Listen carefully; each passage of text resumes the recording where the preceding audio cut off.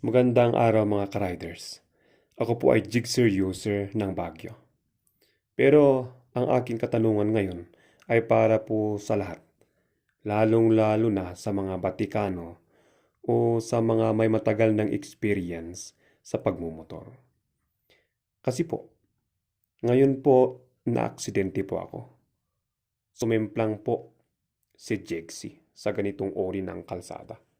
Putik, may buhangin, saka basa na rin kasi umulan po. And then, sabi ng mga kasama ko, ganyan talaga yung mga jigsaw. Simplang talaga yung abot mo dyan kasi madaling sumimplang yan. Yan yung sakit ng jigsaw, sabi nila. Sabi ko, baka mali yung tire ko o yung maneuvering ko, sabi ko. Hindi.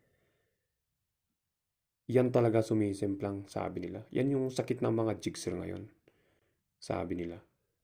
So, kung minsan parang iniisip ko, parang oo nga, no? Kasi ako ilang beses na akong gumewang. Hindi naman sa sumimplang talaga. Mga 10 beses siguro akong muntik ng sumimplang. 5 beses ako sigurong sumimplang. So sabi ko, baka nga sakit ng jigsaw to. Pero sabi ko rin, baka nasa driver din o nasa gulong natin.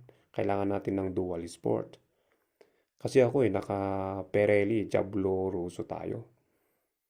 Baka mali yung tire natin. Pero sabi nila, sakit talaga yan ng jigsaw, sabi nila. Anong masasabi niyo mga paps? Dito po ako sumimplang, dito mismo. Ayan, ganyan yung kalsada, sumimplang po ko dyan. Ito guys, katutumba lang natin kanina doon sa may kurbada.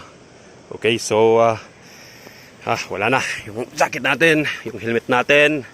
Ayun, helmet natin, no? Katutumba lang natin, no?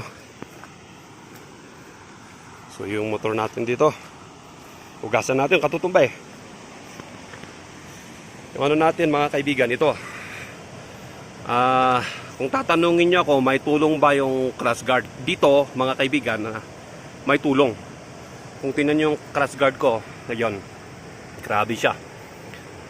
Pero yung sa mga free rings natin, okay, wala pang basag, no? Ayun, di ko lang alam yung makina kasi talagang sumadsad to eh. Yan. Yun mga kaibigan. So ingat-ingat, Ares.